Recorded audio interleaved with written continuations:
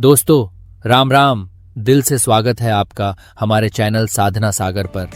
आज मैं फिर हाजिर हूं आपके सामने एक और कहानी लेकर जो हमें एक रहने की सीख देती है। लेकिन आगे बढ़ने से पहले फिर एक छोटी सी प्रार्थना, कृपया हमारे चैनल को सब्सक्राइब करें ताकि आध्यात्मिक ज्ञान और प्रेरक कथाएं आप तक लगातार पहुंचती रहें। तो सुनिए आज की कहानी। बहुत समय पहले की बात है। एक राजकुमार था जिसका नाम कपिल कुमार था। उसके पेट के अंदर एक सांप रहता था। राजकुमार जो भी खाता पीता उसका सारा भोजन सांप ही हड़प जाता। इसी कारण सांप तो दिन ब दिन तगड़ा होता जाता, लेकिन राजकुमार कमजोर और दुर्बल होता जा रहा था। एक दिन जब राजकुमार कपिल कुमार सो रहा था, तब उसका मुंह खुला रह गया। सांप को मौका मिल गया।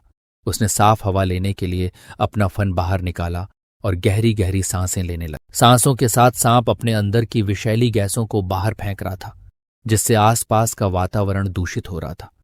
जैसे ही वह गहरी सांसें ले रहा था, उसकी दृष्टि सामने की दीवार पर बैठे एक अन्य सांप पर पड़ी।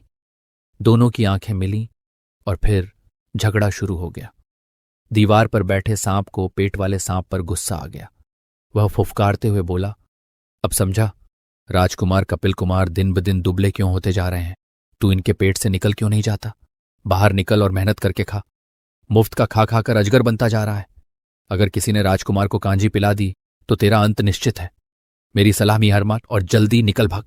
सांप की यह तीखी फुफकार हवा में गूंज गई, जिससे एक तेज आवाज हुई। पेट वाला सांप भला कैसे चुप रहता। वह भी जोर से फुफकार कर बोला, तू मुझसे जलता है, खुद को देख, तू कौन सा दूध का धुला है। बरसों से राजकुमार का धन दबाए बैठा है। अगर किसी ने तेरे सिर पर उबलता हुआ तेल डाल दिया तो तू मिनटों में भस्म हो जाएगा। दोनों सांपों की बहस इतनी तीव्र थी कि उनकी फुफकारों से कमरे में कंपन महसूस होने लगा। इस पूरे वार्तालाप को राजकुमार की पत्नी राधिका सुन रही थी।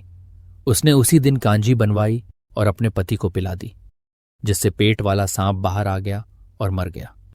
अगले दिन उसने उबलता हुआ तेल दीवार के छेद में डलवा दिया।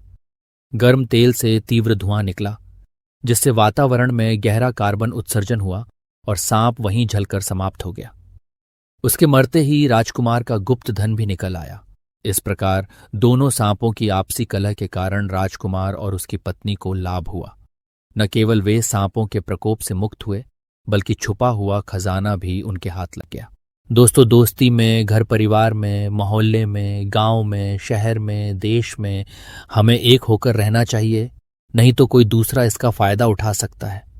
मुख्यमंत्री योगी जी महाराज ने भी कहा है, एक रहोगे तो नेक रहोगे, बटोगे तो कटोगे। दोस्तों, कैसी लगी आज की कहानी कमेंट करके जरूर बताएं। दोस्तों को शेयर करें और लाइक भी करें। अब इजाजत, फिर मिलेंगे। राम राम।